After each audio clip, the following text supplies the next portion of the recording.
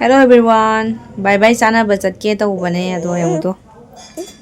Chanu pase ningai tauna ma amuk sangom bithakna lairi. Aisu kabok sabok ti lotion na loire ba ko. Ma changa chare ningai tauna dum sur takna leba. Aduna lotion ba ka se gyan men ta adre dum kabok sabok lotion leba. Na ma tum ningak na mauna sangom bithai. Aduga myam chakhumdana ahan singi nga oina tawre ba ko ahan singdi sa kari kara cha da bani na ko nga oina tawre mama hoi don cha hoi moi myam gi ado moi su mi okhak yam yami moi mi 10 helam gani moi ko ado sigai siga khoi don cha na nga baja tawba hogat khare aduga myam aidi akhoi gi mamtonoida yen oina cha ba chatoine ado moi su hujik thong ba thak bai talabi hawat khare aduna aisu chatlage mayam ngasidi bye bye ni harau banumit ne ado mama hoisu ahan sing mayam ama tawraga khoi yumda langhaure ba ko moidi sa cha da banina nga oina ngasing oina tahore ado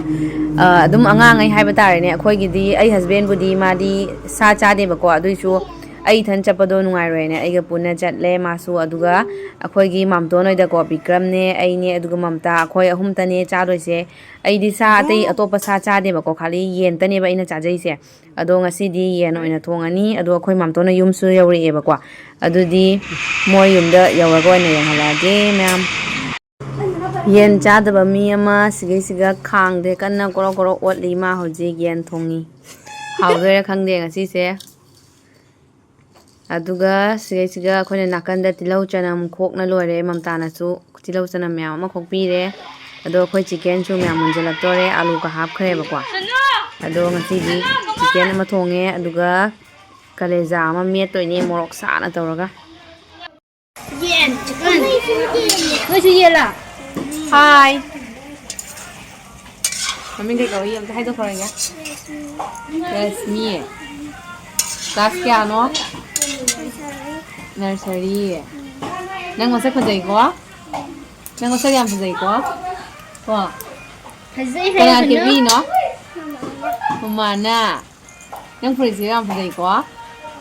kana lai vi no si hai ha nei ne ahan bani yam khajai nang phri che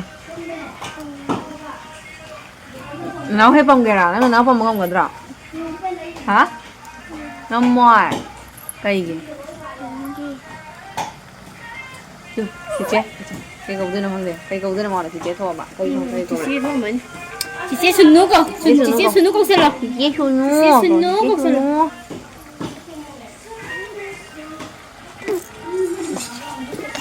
abba abba abba cây nô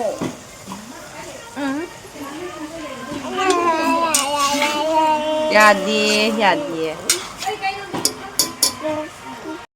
ꯑꯩꯈꯣꯏꯒꯤ chicken ꯊꯣꯡꯕꯁꯨ ꯂꯣꯏꯁꯤꯜꯂꯛꯑꯦ ꯃꯌꯥꯝ ꯐꯗꯤꯒꯣꯝꯁꯨ ꯈꯔ ꯊꯥꯛꯆꯤꯟꯈꯔꯦ ꯑꯗꯨꯒ ꯊꯥꯡꯗꯔꯕ ꯃꯇꯨꯡꯗ ꯑꯃꯨꯛ ꯊꯥꯛꯀꯅꯤ ꯑꯗꯨꯒ ꯌꯦꯟꯁꯤ ꯈꯔ ꯌꯥꯏꯔꯤꯅꯦ ꯍꯣꯔꯦꯟ ꯑꯃꯦꯠꯄꯤꯒꯤ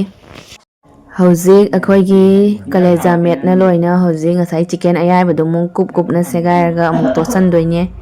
ꯌꯥꯝ ꯍꯥꯎꯗꯧ ꯃꯥꯜꯂꯦ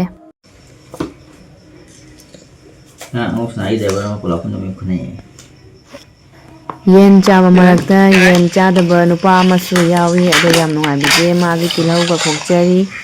aduga siga magi omelette tawre aduga bhujia ga tilauga siga soi kare aduga magi di pulao oina chadoine akhoi gi chak khaidokpire hojik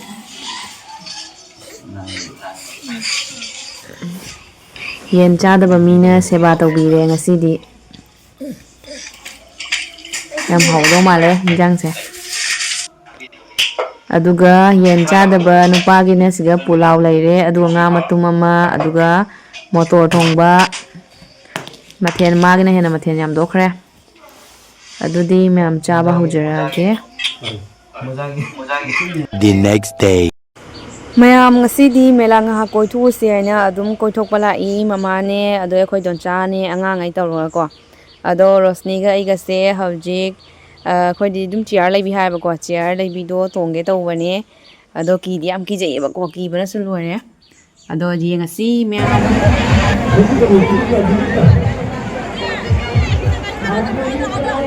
Anh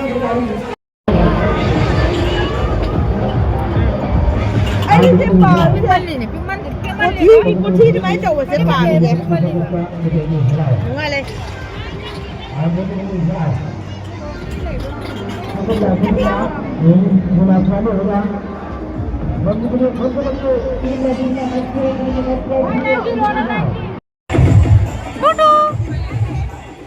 Thế gì không?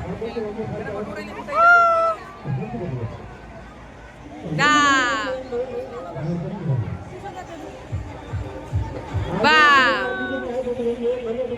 cái gì nó mà gì vậy? Goyang gì vậy?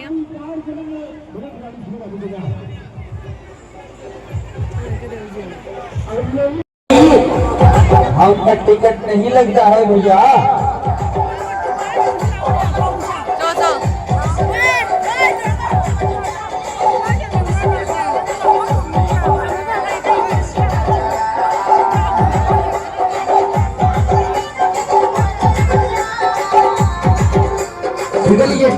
टिकलिए प्रसिद्ध चेल होगा ये स्टारों का star superstar है मर्ती car circus से मिलाकर से तो ही मर्ती कार से बाहर निकल जाएंगे कलाकार हैंडल स्टीयरिंग को छोड़कर टिकट यहाँ बाट हाँ बुकिंग मास्टर टिकट 50 टका और टिकट ही खाने होगा आरंभ है वो टिकट यहाँ चलिए टिकट लीजिए सौदा बेचारी इंतजारी मत कीजिए छोटे के तो सोचते रह जाओ करने के नहीं पाओगे हाँ स्टारों का स्टार सुपर स्टार है ये एक खतरा वाला खेल है डेंजर खेल है डेंजर प्रोग्राम है छोटा बच्चा निकल के तैयार हो जाएंगे बच्चे के तैयार हो जाएंगे हम लोग चलेंगे ये खेल होगा अब निकल कर ऊपर चलो हॉल के ऊपर चलो ऊपर चलो देखो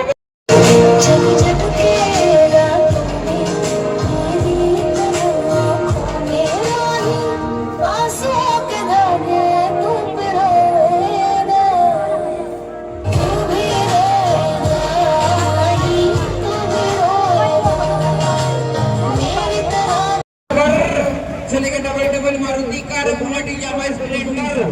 5 गाड़ी चलेगा कितना 5 गाड़ी चलाकर दिखाता है कोई झूठा खेल प्रोग्राम नहीं है सच्चा के सच्चा प्रोग्राम है कितना बड़ा पोस्टर है सही डाल कर रखा है ये तो नहीं ब्रा ट्रेन से तो नहीं ब्रो चलाकर दिखाएंगे पोस्टर को मना देखो